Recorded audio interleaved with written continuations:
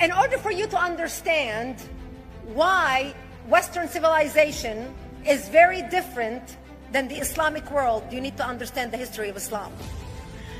When Prophet Muhammad supposedly revealed his revelation from the angel Gabriel that he is supposed to be the last of the prophets in the early 600s, he started preaching in his own city, Mecca. He tried to recruit friends and followers to be able to spread his religion. And he tried for 12 years and failed. And after 12 years, he was only able to recruit his immediate family and friends. So he decided, if I go to Medina, which was the Jewish hub of Arabia, the business hub where the Jews lived, if I go there and preach my religion to them, if they accept me, that will buy me respect and stature between my own people, and they will accept me. So Prophet Muhammad started borrowing a lot from the Old Testament to make his religion more palatable to the Jews, to make it a lot similar. This is why you see a lot of similarities between Judaism and Islam. For example, Jews don't eat pigs, Muslims don't eat pigs. Jews pray a few times a day, Muslims pray a few times a day. Jews fast on Yom Kippur, Muslims fast on Ramadan. And this is why you started seeing a lot of good writing in the beginning of the Quran when Prophet Muhammad was saying all the good things about the people of the book. He took his message and went to Medina trying to recruit the Jews, talking about the people of the book, talking about how similar the two religions are. When they refused to accept him and follow him as the last of the prophet, that's when he turned against them and started killing them and started expelling them. That's when Islam went from a spiritual movement for the first 12 years of Islam into a political movement cloaked in religion after the year of the Hijrah, after Muhammad went to Medina and the Jews did not accept him. He became a military warrior and declared war on them and started expelling them. Jews and Christians became dhimmi, or second-class citizens. They were only allowed to stay alive and not be killed only by paying the jizya, or the protection tax. So they had a choice: convert to Islam, or if you want to stay alive, you have to pay the jizya or protection tax, living as dhimmi in the Islamic nation. Christians and Jews could not ring church bells. Jews could not blow the shofar. Christians could not ring church bells. They could not pray publicly. Christians and Jews could not gather together and build new churches or new temples. And the way they paid the jizya, or the protection tax, was in a monthly ceremony where they would get together downtown and the Jew would kneel on his knee and hand his goods to the mullah, who would take the goods as the price for buying the protection. And in many areas, Jews and Christians were given necklaces to wear as a receipt that they paid their jizya, or their protection tax. Jews considered najis under Islam. Najis is bodily fluid. Najis is garbage. Najis is dogs. Najis is dirty. So Christians and Jews were treated as second-class citizens. Islam continued to grow. As Islam grew, more people became dhimmi, or second-class citizens. Jews and Christians were given identifiable clothing. The yellow star, which was given to the Jews, that most people think is a German invention.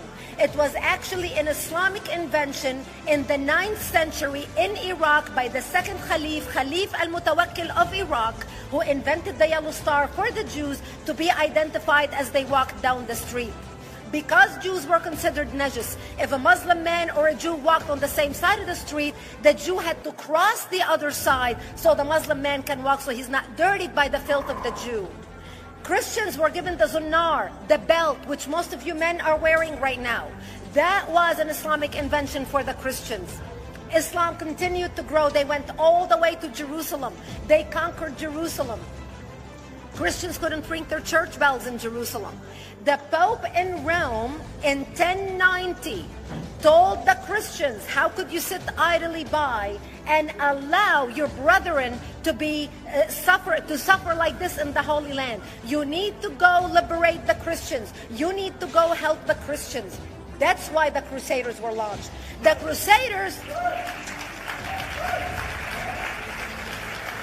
Crusaders were not launched because they just felt like waking up in the morning and going and converting a bunch of Muslims or beheading them. The Crusaders were launched to liberate Jerusalem. And they were able to liberate Jerusalem for less than 100 years before Salah ad-Din al-Ayyubi, Saladin, took it back, and Jerusalem remained under Islamic control until 1967, when the State of Israel liberated Jerusalem, where Christians, Jews, and Muslims could pray under the same sky.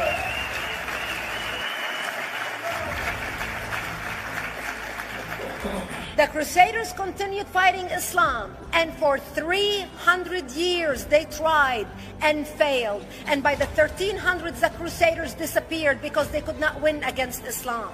Islam continued to expand. They went all the way to Central Europe. They went all the way to China. They went to India. They conquered Spain. They changed the name of Spain from Spain to Andalusia.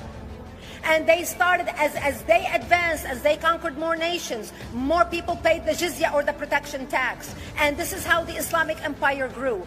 It went all the way until they was stopped at the gates of Vienna on 9/11.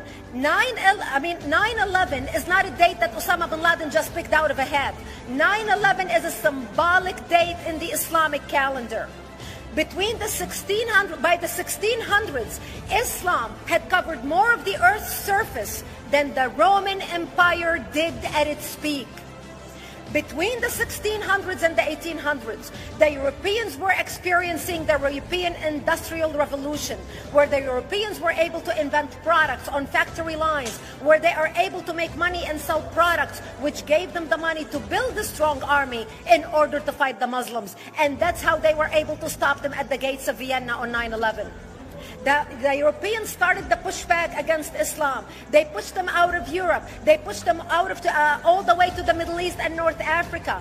By 1924, the Islamic Empire ended. In 1924, the Islamic Caliphate ended in Turkey by President Ataturk, who was a secularist.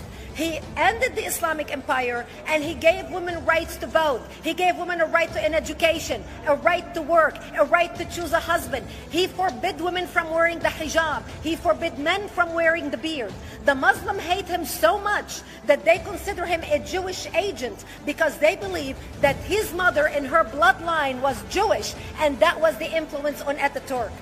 By the time the Islamic Empire, or the Islamic Caliphate, or the Islamic State ended in 1924, the Islamic Caliphate had existed for 1400 years, and it ended less than 100 years ago. By the time the Islamic Caliphate ended in 1924, 270 million people around the world were killed by Islam. 270 million. And we didn't have weapons of mass destruction, and there was nuclear weapons. All of these people were killed, butchered by the sword.